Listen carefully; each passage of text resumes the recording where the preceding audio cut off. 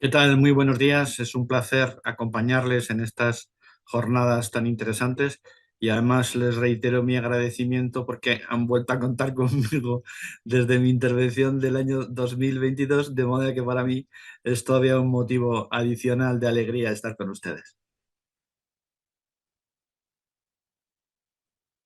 Yo creo que vamos a ir empezando ya. Se trataría de explicar el recorrido que hemos tenido en Europa respecto a la adopción de la cartera digital. No sé si están viendo la transparencia. Bueno, pues lo que ha sucedido es que hemos tenido unos desarrollos tecnológicos. Llevamos prácticamente 2 años con este desarrollo a raíz de la modificación de la legislación que se diseñó hace ya unos cuantos años para la gestión de identidad digital.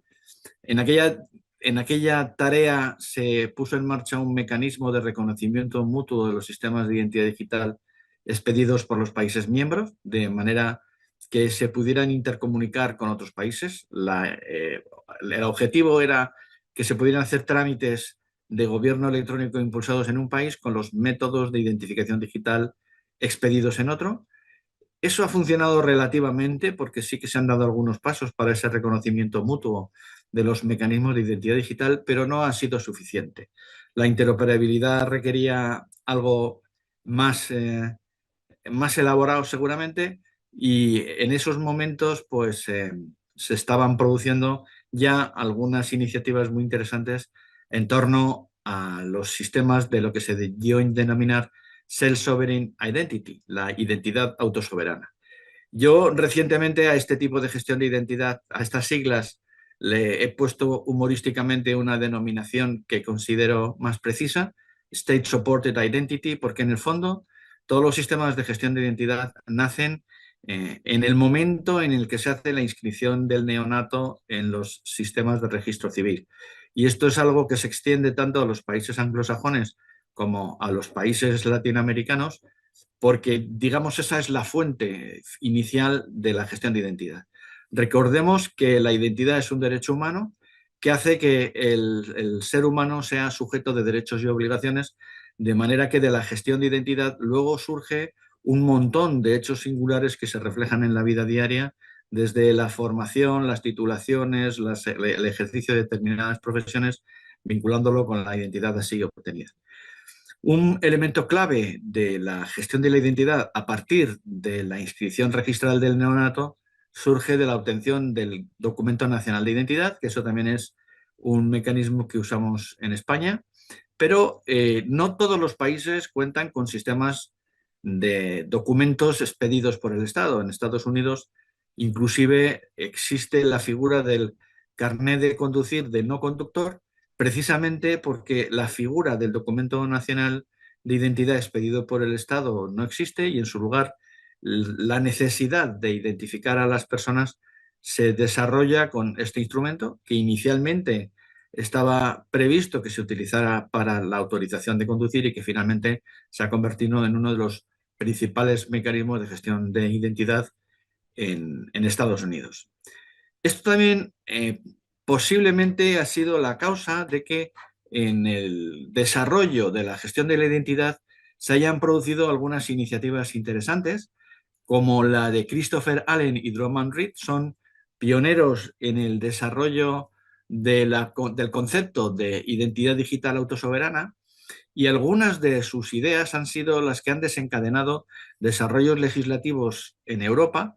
Finalmente, la implementación adoptada no coincide con las ideas iniciales de estos pioneros, pero la preocupación de que el usuario de la identidad esté en el centro de todos los contextos de desarrollo técnico y legal ha sido clave para el desarrollo de lo que ha sido la cartera de identidad digital europea. Eh, Centrándonos en las figuras de ambas personas, Christopher Allen y Drummond Reed, son especialmente relevantes porque han definido los contextos tecnológicos que han servido de base para el desarrollo de estas técnicas. Inicialmente estas técnicas utilizaban una tecnología llamada DID, Decentralized Identifiers, desarrolladas en el contexto del W3C, el consorcio que define los estándares del WWW, del entorno de Internet. Y esto ha sido muy relevante porque lo que aquí se llamaban credenciales verificables, en el fondo, se ha traducido en el sistema europeo en las attestations, los testimonios o atestaciones que representan algún tipo de atributo de la persona asociado a su identidad. Por otro lado, Christopher Allen tiene el logro de haber definido los grandes principios de la identidad autosoberana y muchos de esos principios luego se han trasladado a los sistemas implantados a nivel europeo. De esta reflexión han surgido muchas de las ideas que luego se han visto incluidas en la cartera digital de la Unión Europea. Hay que tener en cuenta que hay una serie de principios que están recogidos en estos trabajos, como por ejemplo el de existencia, el del control. El control del ciudadano es uno de los que va a ser elementos claves posteriormente en el desarrollo de las diferentes tecnologías. Algunos son difíciles de lograr. Por ejemplo, la portabilidad requiere de una infraestructura compatible que no en todos los casos es posible, o la propia interoperabilidad requiere la adopción de tecnologías y hoy, desgraciadamente, tenemos montones de carteras de identidad, cada una implementada de una manera, por lo tanto es muy difícil decir que existe interoperabilidad en este sentido. Pero estos grandes principios son, por otro lado, coherentes con otros que mencionaré de King Cameron, pues en el fondo han sido los impulsores de las grandes estrategias de definición de los modelos de identidad digital. En el contexto de este tipo de sistemas, otro de los grandes pioneros, King Cameron, estableció las 7 leyes de la identidad: el control y consentimiento del usuario, el acceso mínimo, la justificación del interés legítimo, la identidad dirigida, la pluralidad de operadores y tecnologías, la integración humana, la experiencia consistente entre contextos. Finalmente, el desarrollo de la cartera digital europea se basa más en estos grandes principios que en los que han supuesto la Self-Sovereign Identity, pero en el fondo ambos objetivos son comunes. Se trata de poner al usuario en el centro de los sistemas de gestión de identidad. Uno de los retos que tendremos para que esto sea un éxito es la adopción. Es necesario que el sistema que finalmente llegue a los ciudadanos sea muy fácil de utilizar y muy fácil de entender. Y eso va a ser un reto, porque los que nos dedicamos a la gestión de identidad y al desarrollo de tecnologías PKI, con las cuales se emiten los certificados, al final uno de los problemas que encaramos es que son asuntos muy difíciles, que se explican con la criptografía de clave pública, una clave privada que tiene que estar en poder del usuario legítimo, una clave pública que está disponible para los demás y que forma parte de las firmas electrónicas en los documentos que firmamos. En fin, en el conjunto de tecnologías, los que estamos muy metidos en este tipo de actividades los entendemos, tenemos que saber de criptografía. Estos días estamos preocupados por el alcance de las tecnologías cuánticas, que en virtud del algoritmo publicado hace un montón de años por Peter Shor, implicaría que las nuevas computadoras cuánticas podrían atacar el tipo de criptografía que conocemos hoy para los algoritmos criptográficos de tipo de RSA o de curva elíptica. En fin, hay preocupaciones en torno a este tipo de tecnologías, pero son tecnologías para expertos. No deberíamos imponer a los usuarios la necesidad de conocer el detalle de cómo funcionan sus instrumentos, sino tener la certeza de que los organismos supervisores hacen todo lo posible porque el sistema sea sencillo de usar y al mismo tiempo seguro. Estos son grandes principios. La idea es que al final, a la hora de implementarlos, se han de cumplir con mecanismos compatibles. En los sistemas que se desarrollaron para utilizar la gestión de identidad en entornos de tipo blockchain, lo que teníamos era una cartera digital. En esa cartera digital, que era la que poseía el usuario, intervenían por un lado los emisores de credenciales y por otro lado los consumidores de credenciales, aquellos que preguntan por algún tipo de dato al ciudadano y que finalmente reciben ese testimonio, esa credencial de parte de la cartera del ciudadano. El ciudadano, a su vez, estaba manejando una cartera que inscribía en una blockchain los datos que permitían vincular la información emitida por una parte informante con la información recibida por una parte informada, la que solicitaba la información correspondiente. Al final, los mecanismos que se están implementando en el contexto de la Unión Europea siguen ese principio. El usuario de la cartera será el que pida a la parte informante algún dato suyo, por ejemplo, puede pedir a una entidad educativa que le expida un certificado de haber cursado determinados estudios porque quiere matricularse en unos estudios de tipo superior para los cuales los estudios que ya ha realizado son un prerequisito. De modo que la nueva universidad le pide que justifique el haber seguido un tipo de estudios que le habilite para matricularse en los que quiere iniciar. Y por lo tanto el usuario tiene que pedir a su universidad o a un organismo que pueda proporcionar la información de las titulaciones que tiene una titulación compatible con la que le pide la nueva universidad. Al final, ¿cómo hará esto? Lo hará con una cartera de identidad. Esa cartera de identidad le permitirá acceder a la universidad que les pidió su título, porque la nueva universidad se lo pide y podrá entregar esa información a la nueva universidad para llevar a cabo su matriculación. Y aquí vemos varias cosas. No se trata solo de dar el testimonio de la información requerida, en este caso el que se ha cursado una determinada formación, sino el hacer gestiones complementarias. Y al final, este tipo de carteras son más complejas de lo que parece. Uno de los elementos que ha sido muy relevante a la hora de llegar a la cartera digital, que ahora estamos en una fase de implementación en Europa, que podríamos decir que es incluso relativamente avanzada, aunque estamos muy lejos de decir que todo se ha acabado el proceso, es el proceso de aprobación del reglamento eIDAS 2. Previamente en Europa había un reglamento, el reglamento eIDAS 1, que regulaba varios sistemas de confianza. Uno de ellos tenía que ver con la gestión de la identidad digital transfronteriza, cuyo éxito no llegó a ser tan amplio como se esperaba, pero también se regularon otro tipo de servicios. La expedición de certificados a personas físicas, la expedición de certificados a personas jurídicas, los sellos de tiempo cualificados, el archivo cualificado, la provisión de notificaciones también de una manera cualificada.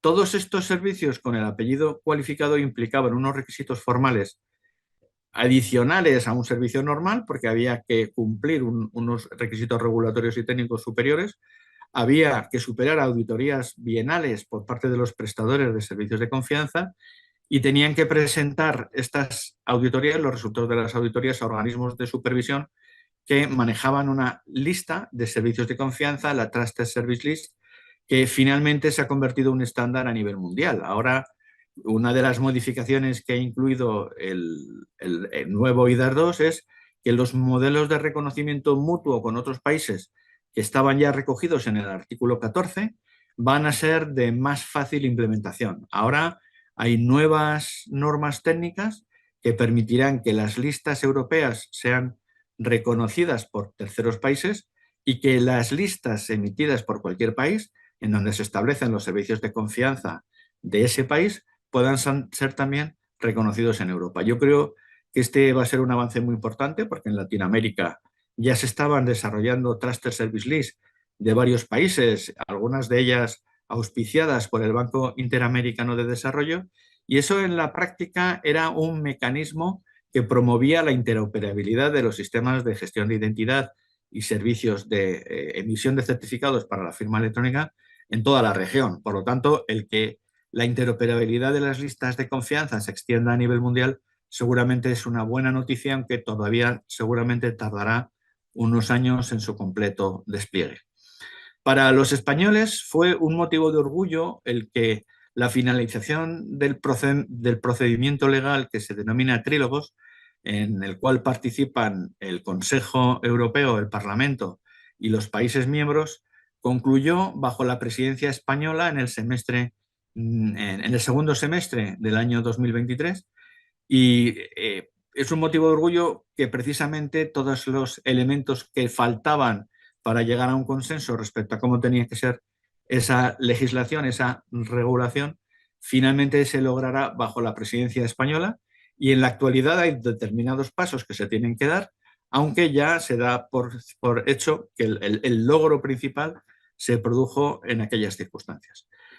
Una vez que se consigue consensuar el texto, tiene que pasar por algunos trámites, como son, por ejemplo, la aprobación por el Parlamento, en concreto por la Comisión ITRE, que es la que regula este tipo de servicios, posteriormente por el Consejo, vuelve al Parlamento para la aprobación en el plenario y finalmente se confirmó en un documento que se publicó, bueno, uno de ellos es el documento firmado el 11 de abril, que establece ya el texto final que se publicará en el boletín oficial de la Comisión Europea, y esa fecha se produjo el 30 de abril del 2024.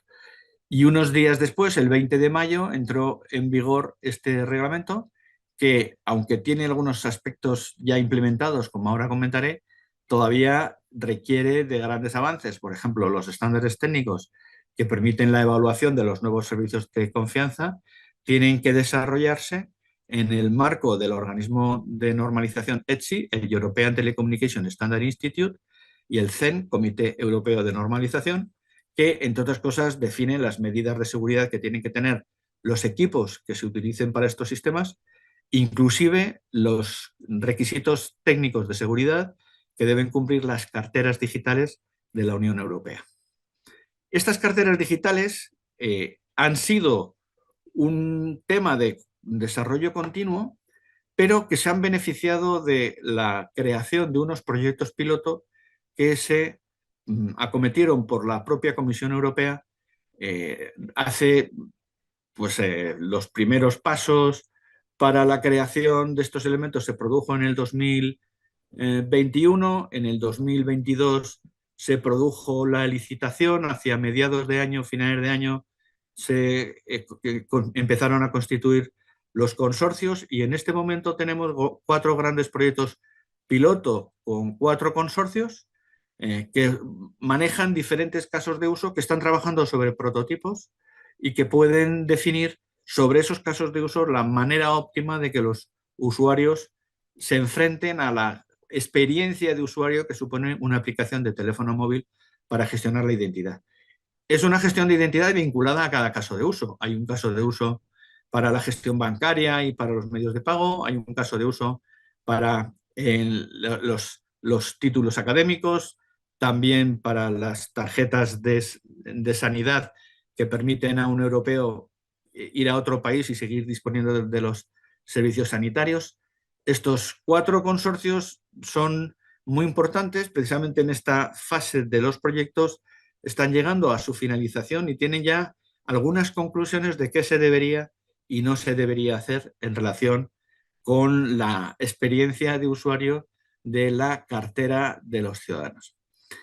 En esta transparencia reflejo todos los pasos que se han dado. Por un lado, los desarrollos del modelo de arquitectura de la cartera. Ese modelo tuvo una primera publicación en febrero de 2023 de las principales líneas de lo que tendría que implicar el desarrollo de una cartera. Se han ido publicando diferentes versiones hasta llegar a mayo del 2024, en que se ha publicado la versión 1.4 de lo que se denomina el ARF, Architecture and Reference Framework. Este es un documento técnico que describe todos los elementos a alto nivel, de manera que va dando pauta respecto a cuál es la experiencia entre la relación entre unos módulos y otros de la cartera, los diferentes participantes en el ecosistema. Este es un documento que se ha desarrollado a partir de un grupo de expertos de la Unión Europea, que se denomina el grupo de expertos del Toolkit, de la caja de herramientas, y está todavía trabajando. Y además en esta fase están recibiendo la realimentación del desarrollo del prototipo de la cartera que ya está publicada en la plataforma GitHub y los desarrollos que han tenido que ir haciendo los participantes en los proyectos piloto, porque cuando ellos han hecho el proyecto piloto todavía no había una implementación de software de referencia como ahora sí lo hay. En el proceso legislativo, aquí tenéis los hitos principales que os he comentado, y por otro lado, en el ámbito de ETSI, el European Telecommunication Standard Institute, Ya estamos viendo la publicación de algunos estándares. Recientemente, uno de los estándares que se han publicado es un Technical Report, es decir, no es tanto una guía técnica de cómo se tiene que implementar, sino un marco de valoración de lo que significa este tipo de tecnología, porque aparece un tipo de tecnología llamada Zero Knowledge Proof, pruebas de conocimiento cero, que permiten dar una información sin revelar la base de la información. Por ejemplo, se puede demostrar que uno es mayor de edad sin tener que decir su fecha de nacimiento. El sistema puede garantizar, sin dar datos, que determinados requisitos se pueden cumplir, por ejemplo, el de la edad. En uno de los elementos que he mencionado, el ARF, el Architecture Reference Framework, está basado en una serie de publicaciones que se han hecho en el ámbito de la Unión Europea, y aquí me he permitido traer la información de la versión 1.1 del ARF, del Architecture Reference Framework, porque yo he ido traduciendo las diferentes versiones al español. Yo creo que esto puede ser muy interesante porque eh, todo apunta a que los sistemas de gestión de cartera, que no son tan nuevos, ya conocemos las carteras de pagos o de otro tipo de documentos que existen en los sistemas operativos Android y iOS. Es decir, las carteras no son nuevas, pero algunas de las cosas que se van a poder hacer con las carteras sí que son nuevas. Entonces, el hecho de poder tener esta información traducida al español, yo creo que va a ser útil a los que se están planteando cómo va a ser la gestión de identidad del futuro, porque muy probablemente podrán basarse en estos sistemas de gestión de identidad, y saber cuál es la arquitectura que se está pensando, pues es útil, y yo creo que para todos nos es más cómodo verlo en español, aunque por supuesto la información de referencia está también disponible en inglés. De la última versión del ARF, del Architecture and Reference Framework, procede este dibujo en el cual están representados los distintos intervinientes de una relación de gestión de datos de una cartera. Por un lado el usuario, por otro lado la cartera en sí misma. La cartera la puede proveer un Estado, o bien por el propio Estado, o bien el Estado autoriza la emisión de la cartera. De hecho, pueden darse varias circunstancias. En un Estado podría haber una cartera que proporciona el Estado y otra cartera que autoriza el Estado. Algunos pensamos que los grandes intervinientes de la telefonía móvil a nivel mundial, como puedan ser Apple y Google, podrían tener interés en desarrollar funcionalidades en sus carteras que sean compatibles con los requisitos que se están publicando por parte de la Unión Europea. Y al finalizar, lo que tenemos son una serie de elementos que son los organismos nacionales de acreditación, son los que determinan la manera de auditar los sistemas. Las entidades de evaluación rinden cuentas a los organismos nacionales de acreditación y son las que evalúan los distintos componentes. Por ejemplo, evalúan a los prestadores de servicios de confianza que emiten testimonios cualificados, y esos testimonios contienen una información que procede de una fuente auténtica. Además, habrá un organismo supervisor, que ya lo hay para otros servicios de confianza, que es el que revisa cómo están funcionando todos los prestadores de servicios de confianza, da pautas para ese funcionamiento y en ocasiones puede incluso eh, eh, imprimir sanciones, puede crear sanciones para los incumplidores. Luego hay diferentes tipos de información, por lo tanto hay que definir los tipos de datos que se tienen que publicar, y allí están los creadores de los esquemas. Los creadores de los esquemas de testimonios de atributos que representan el cumplimiento de un tipo de estudios regularán, definirán los formatos XML para la información que tiene que ir en ese tipo de testimonios. Los que se refieran a la tarjeta sanitaria pondrán otros datos. Los que intervengan en la gestión de pagos pondrán otros datos. En última instancia, tenemos los servicios tradicionales que se prestan en el contexto del reglamento AIDAS, con algunas variantes adicionales como la cualificación de los servicios de firma a distancia o los archivos electrónicos, que también ahora tienen un alcance más amplio dentro del reglamento AIDAS. Pero en relación con la cartera, que es lo que estamos viendo ahora, pues tenemos diferentes tipos de procesadores. Tenemos entidades que emiten testimonios no cualificados, pero que tienen valor a pesar de ser no cualificados. Esto es especialmente cierto con los organismos públicos, que tienen ya un rol asignado por la ley. Podrían ser los registros de personas o los registros de empresas. También podrían ser, por ejemplo, las universidades, o quien ya tengan un rol de emitir determinadas informaciones, o los colegios profesionales. Todo esto se consideran a los efectos de la cartera como prestadores de información, suministradores de información o partes informantes, como les he llamado yo, y las entidades que piden estas informaciones las llamamos partes informadas, aunque en inglés el término utilizado era relying party. Estos contextos al final desencadenan una serie de flujos. Aquí tenéis una información obtenida de la propia definición ARF4, ARF 1.4 de la cartera y algunos elementos que también conviene tener en cuenta son las referencias que permiten encontrar los documentos por sus referencias. Por ejemplo, hay una información disponible muy valiosa que por ejemplo, en este caso indica todas las versiones anteriores de la arquitectura y marco de referencia.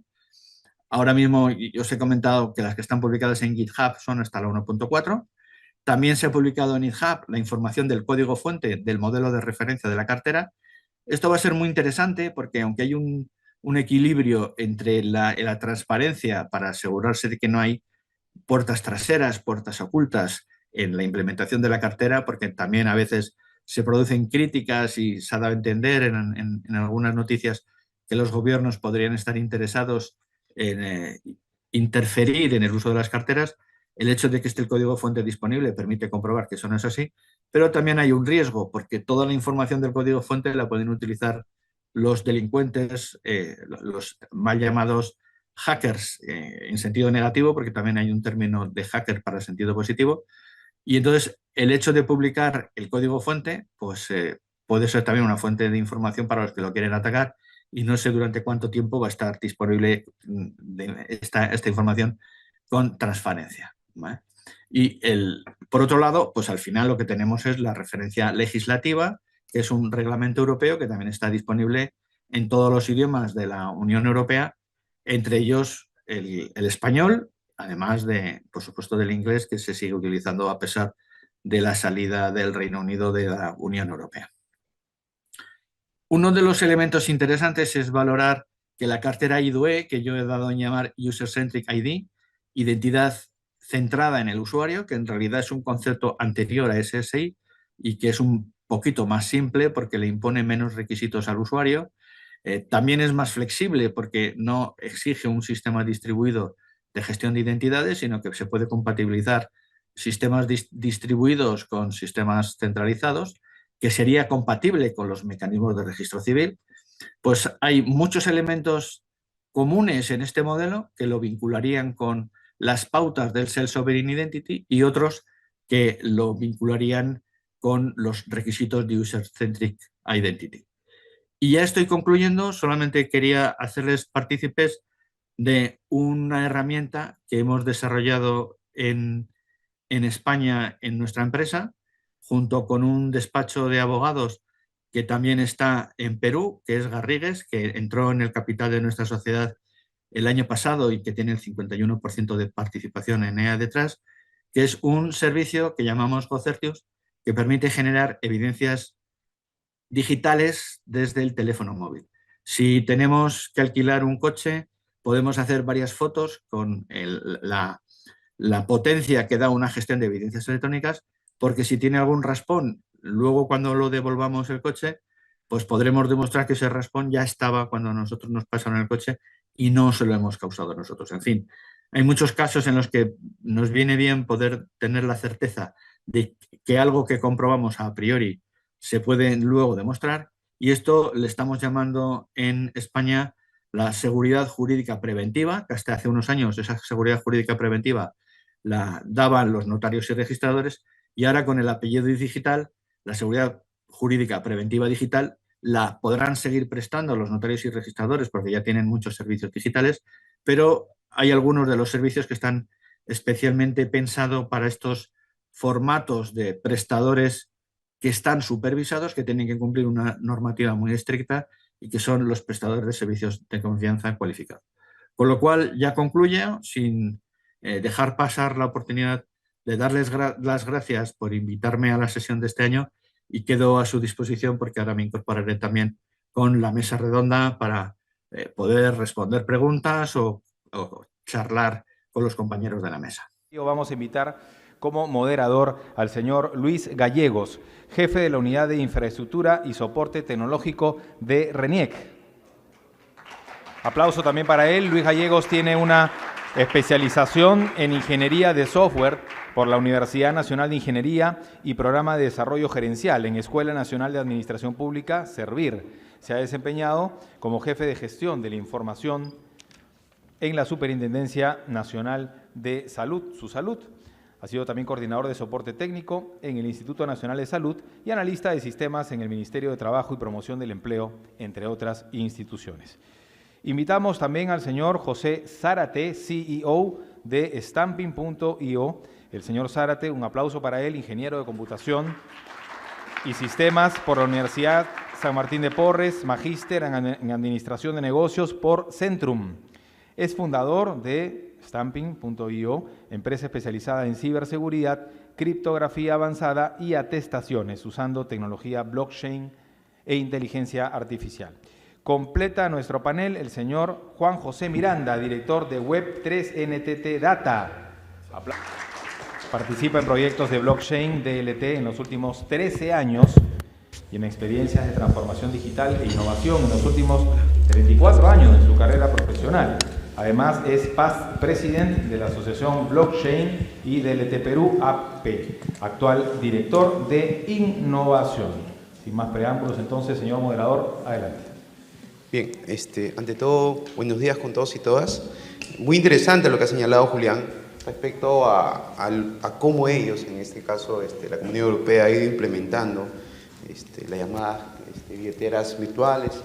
En ese contexto, preguntarle a Julián, ¿cuál fue el mayor reto o limitación que tuvieron durante la implementación de la cartera de identidad digital europea, considerando dicha realidad? ¿Y por dónde empezaron? Es la pregunta.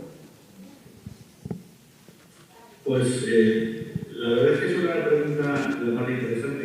Todavía no podemos decir que hayamos concluido el proceso, aunque, como habéis visto, ya hay 4 grandes proyectos tractores identificados, pero no han hecho mención de una iniciativa llamada ESI, European Blockchain System Initiative, Infrastructure, que se desarrolló desde hace más de 2 años y que tiene las primeras implementaciones de los modelos de acreditación de títulos formativos. Normalmente son los títulos que se piden al finalizar una carrera, y tiene ya 2 años de experiencia. Recientemente ha habido una nueva normativa que le da carácter de permanencia a este proyecto, que inicialmente era un proyecto muy de I+D, y al final lo que nosotros estamos viendo es que el mayor reto lo vamos a tener en la experiencia del usuario y en la adopción, porque hay una serie de elementos técnicos sobre la criptografía, hay una serie de elementos técnicos sobre los protocolos de comunicaciones entre unos y otros, hay un trabajo previo muy valioso del W3C que define los credenciales verificables, y con esos conceptos han desarrollado la mayor parte de los conceptos que ahora están en la e-wallet o cartera e-web. Y aunque no podemos decir que hayamos concluido y que sepamos todos los retos, todavía nos tienen que surgir algunos, porque la obligatoriedad del despliegue de las carteras se extiende al 2027, o sea, hasta el 2027 los estados no están obligados a hacer llegar este tipo de carteras a los ciudadanos. Tenemos todavía casi 3 años de trabajo intenso para conseguir que las carteras que finalmente estén disponibles sean de adopción general por la ciudadanía. Ya, ok. Muchas gracias. José, preguntarte en todo caso, considerando la exposición y lo que hemos escuchado acerca de unos conceptos, se hablaban de atestaciones. ¿Podrías comentarnos qué diferencia existe con la llamada evidencia digital? Ok, a ver, las atestaciones es básicamente poder demostrar de alguna manera fehaciente, y muchos lo asocian con la palabra atestiguada, que se pueda demostrar que algo existió en un momento del tiempo y que esto que existió no ha sido adulterado. Una prueba de tiempo y una prueba de integridad. Yo creo que hoy en día ya hay entidades que lo están utilizando. Acá en el Perú, sin ir muy lejos. Perú Compras, lo utilizamos para el COVID, se utilizó para para OEFA, para todo lo que son declaraciones mineras, Certijoven en el ministerio, y en realidad lo que está logrando es crear una alternativa, hoy por hoy, de confianza, fácil de implementar, económica, que permite trabajar con grandes cantidades de afirmaciones, o sea, entidades, muchos documentos, poder comprobar que estos documentos no han sido adulterados en el momento que alguien se lo presenta a un tercero. Eso básicamente es la atestación. Y una más, considerando lo que acaba de señalar, el papel que juega RENIEC, en este caso, para la implementación de las llamadas billeteras digitales, que como escuchamos en Europa ya se está haciendo, ¿cuál sería su importancia? ¿Cómo conjugaría dentro de la legislación actual también que tenemos habilitar todo esto? Como lo dijo Julián, Julián dijo una palabra, lo repitió 2 veces, le presté mucha atención y dijo: la normativa da la obligatoriedad de uso. No pedimos mucho en Perú, que no sea obligatorio, pero al menos un marco jurídico que la considere como alternativa. Hoy por hoy es difícil que una institución, una empresa, hable de identidad digital, hable de credenciales verificables, hable de evidencias digitales cuando no hay un marco jurídico que lo respalde. Entonces, creo que RENIEC juega un papel importantísimo a nivel de organismo regulador de la identidad, y creo que están con las iniciativas que han estado haciendo, con el DNI digital, con ID Perú, con todas esas iniciativas de crear esta infraestructura de firmas digitales. Creo que estamos cerca, o sea, es cuestión de tiempo para que esta normativa ayude a que impulse esta identidad y esta implementación tecnológica. Juan José, a ver, te pregunto algo, en tu calidad de experto y conocedor, más que yo seguramente, de estas tecnologías, se habla acerca de que transmitimos o compartimos datos e información. ¿Ya? Se dice también que, por ejemplo, esto debería hacerse en la menor cantidad posible. Esto es, si yo para conducir necesito una licencia de conducir, ¿por qué tendría que mostrar yo una dirección o un campo, fecha de nacimiento u otro campo? Si simplemente debería mostrarse si puedo o no puedo conducir. En este caso, y relacionándolo con la identidad digital, ¿cómo nos ayuda el tema de blockchain, el llamado NFT, a poder lograr todo esto? Bueno, antes que nada, mil gracias por la invitación y mil gracias, Julián, por la presentación que has hecho, y a todos los que están aquí, que de verdad los felicito porque me parece espectacular ver a un montón de gente involucrada en este tema tan importante que es identidad digital, y metiéndole este concepto de soberanía, que para mí es lo potente, ¿no? Que alguien sea dueño de sus propios datos, creo que abre un ecosistema súper interesante a nivel gobierno, a nivel economía, a nivel país, etcétera, ¿no? Yo creo que justamente de hecho la identidad digital, como bien Julián también lo ha dicho, es súper complicada. A veces pensamos que es simple, pero realmente la identidad digital tiene un montón de dimensiones que hacen que sea súper complejo, ¿no? ¿Quién soy yo? ¿Qué sé yo? ¿Cuáles son las facultades que tengo? ¿Cuáles son los atributos que tengo? ¿A qué puedo hacer? Realmente lo hace súper complejo, y creo que estamos en un momento en donde ya hay muchas referencias tecnológicas que obviamente para usarlo la gente no tiene que saber nada de la tecnología. Mi hija usa un celular y no sabe absolutamente qué pasa dentro del celular. Creo que tenemos que llegar a ese nivel de usabilidad de la tecnología, y cosas como, por ejemplo, estos temas de pruebas de conocimiento cero hacen que la tecnología sea capaz de que alguien pueda demostrar que sabe manejar sin absolutamente dar ningún otro dato, ¿no? Y ya está pasando el día de hoy cuando tienes que demostrar que eres mayor de edad. No tienes que decir tu fecha de nacimiento, sino simplemente decir, con este tipo de pruebas de conocimiento cero que implementan obviamente las tecnologías de registro distribuido, por no solamente decir blockchain, realmente son súper interesantes y ponen escenarios de protección de datos sobre la mesa que son, yo creo que fundamentales, ¿no? Bien, José, ¿tuvieras algo de complementar lo que ya dicho? Bueno, creo que las pruebas de conocimiento cero son vitales para poder demostrar solo la información que necesitas presentar, ¿no? Creo que un poco el ejemplo que hiciste de licencia de conducir. Yo puedo demostrar que cuento con una credencial que me acredita manejar un vehículo sin restricciones, sin necesidad de indicar datos como, por ejemplo, cuál es mi número de licencia de conducir o datos personales, ¿no? Creo que hoy por hoy la tecnología lo permite. Ok. Y actualmente, ya para terminar, actualmente tenemos un ecosistema a nivel de infraestructura, tenemos plataformas, la PIDE es una. Entonces, ¿qué nos está faltando? O sea, tenemos iniciativas por parte de RENIEC referente a la identidad digital. Tenemos plataformas, la PIDE es una que nos permite interoperar y es uno de los conceptos que Julián comentó también y una de las iniciativas que definió interoperabilidad.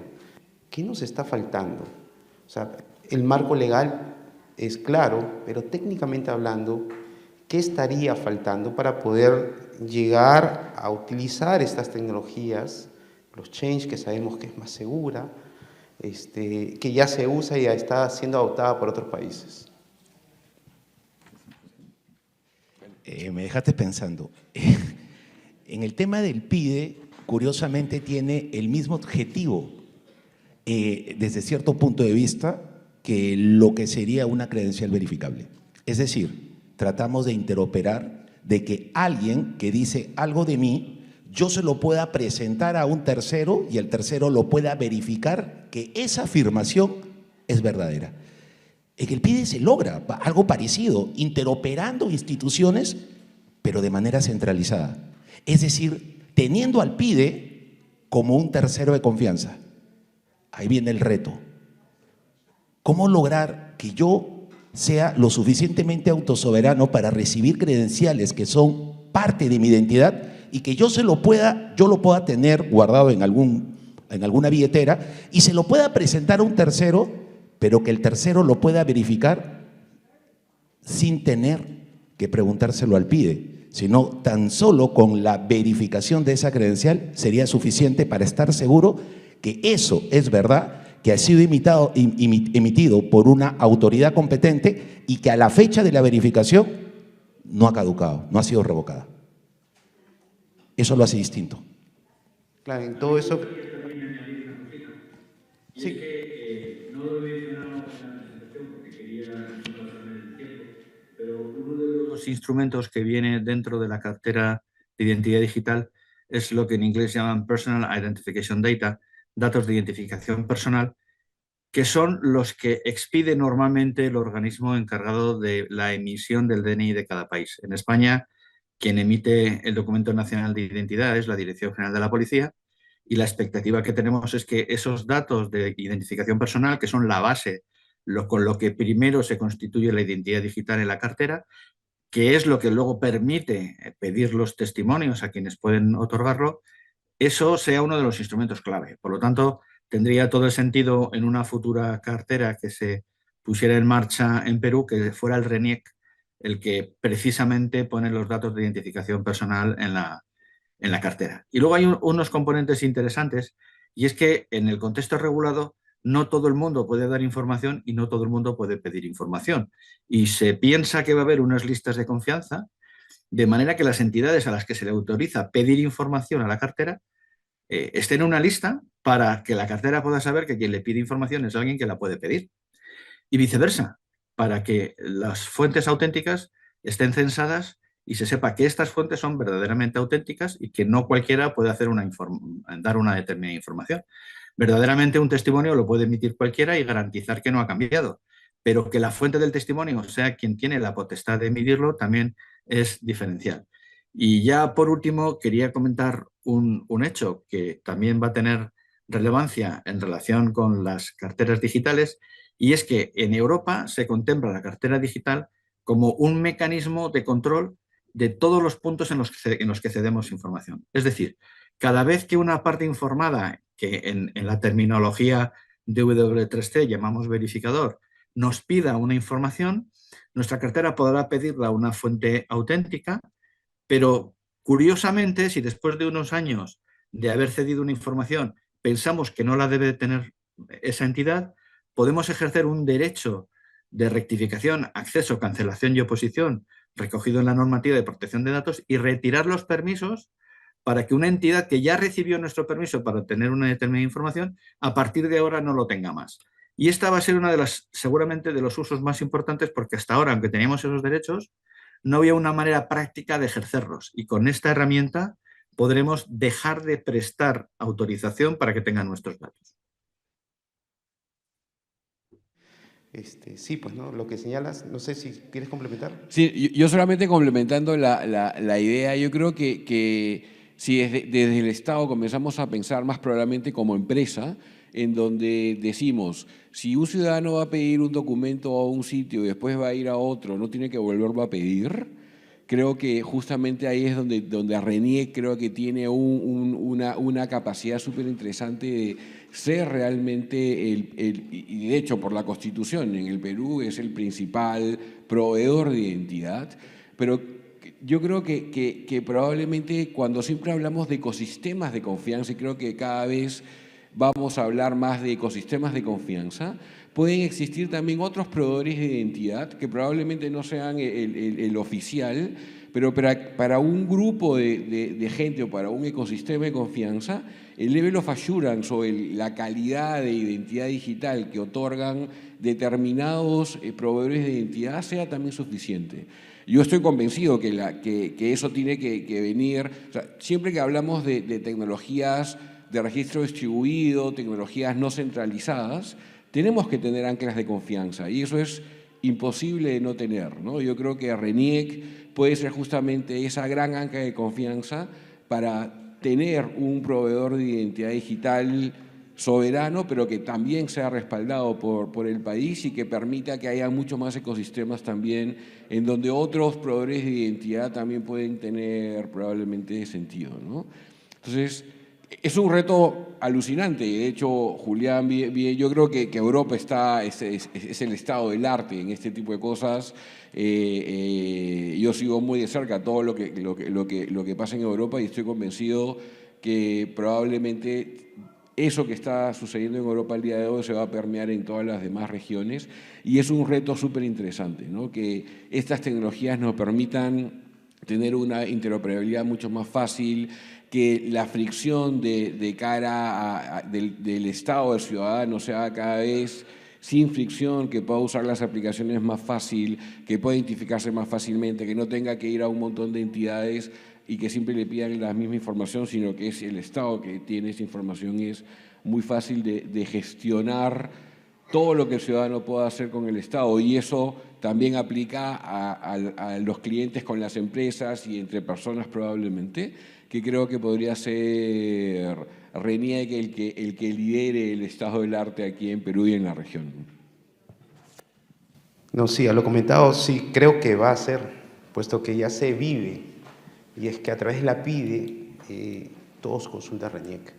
Y no son pocas transacciones, son una cantidad considerable de transacciones y que justamente busca poder brindar servicios o acercar al ciudadano al Estado, ¿no? En todo caso, sí, pues lo que se ha señalado acá es correcto y posiblemente pase, ¿no? Y una pregunta que nos hacen acá, estoy leyendo. Usted habló sobre tecnología y ley, específicamente sobre la importancia en la identificación, ¿no? En todo caso, me parece que esta pregunta es para Julián. Sí. Le piden ampliar el concepto. Sí. Julián. Vale, pues, sí. Tenemos un primer marco. En los contextos en los que actualmente nos movemos, la potestad del otorgamiento de la identidad, de la cual se deriva de la identidad digital, procede del Estado y es un marco regulatorio. Empezamos por el artículo 7 de la Declaración Universal de Derechos Humanos. Luego, la mayor parte de las constituciones refrendan la Declaración Universal de Derechos Humanos, y en particular la española. Luego hay las normativas del registro civil que establecen la obligatoriedad de inscribir a los neonatos y la manera de construir la identidad. Por ejemplo, en España las normativas de los registros restringen los tipos de nombres que se les pueden poner a las personas para que no sean ofensivos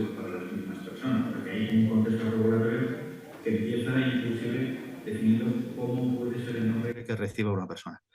Y después, en algunos países no hay un número especial de vinculación, como el número de identidad, pero incluso en los países donde no hay un número de identidad específico producido o bien en el nacimiento con la inscripción registral o bien a la hora de expedir el documento nacional de identidad, al final se utilizan elementos similares. Por ejemplo, en algunos países que no tienen documento de identidad, utilizan el número de la seguridad social. Entonces, ese número de la seguridad social, en el fondo, es un número que permite asociar unos datos con otros. Podemos, en España, por ejemplo, es habitual que en tu título universitario aparezca tu número de DNI. El número de DNI aparece en la licencia de conducir, el número de DNI aparece en los contratos, aparece en todos los documentos. En algunos países no es posible porque se considera que a partir de ese número de identidad se puede construir un perfil y ese perfil se puede aprovechar por terceros para poner en riesgo la privacidad. Pero en todos los años que nosotros llevamos de gestión con el número de identidad en España, no se han producido casos que yo sepa donde el uso del DNI haya supuesto una pérdida de privacidad. Al contrario, nos permite detectar las filtraciones cuando éstas se producen, y no es que no se hayan producido, a veces hay fugas de datos, pero en términos generales el marco regulatorio es el que define cómo se expresa el DNI. En este caso, a nivel europeo es un reglamento. Los reglamentos europeos aplican a todos los países miembros sin que tengan que desarrollar legislación a nivel nacional, a diferencia de las directivas que instruyen a los estados a que saquen su propia normativa, que ha de cumplir, por otro lado, lo que diga la directiva. En este caso, al ser un reglamento, el reglamento es ya de directa aplicación, y lo que dice el reglamento es que los países miembros tienen que emitir estas herramientas, estas carteras de identidad y los PID, los Personal Identification Data, que tienen que ir como primer elemento constitutivo de esa identidad en la cartera, como la base de todo lo demás que se ha de desarrollar.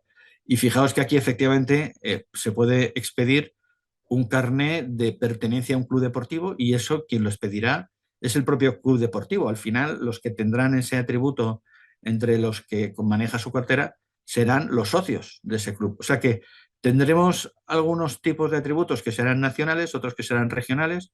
En España, por ejemplo, la licencia de pesca y la licencia de caza las expenden las comunidades autónomas. Hay ciertos datos, ciertos tipos de información que estarán a diferentes niveles. Y, por supuesto, también las empresas podrán incluir información, testimonios de qué están gestionando en relación con sus clientes, y eso también les dará ciertos derechos. Por ejemplo, se me ocurre que una tarjeta de fidelización permitirá ir acumulando descuentos y finalmente hacer uso de esos descuentos en un pago en un momento dado.